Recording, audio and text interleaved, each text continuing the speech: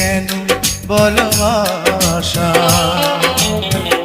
অনন্তকাল ভালোবেসে ফুরাবে না আমার ভালোবাসা।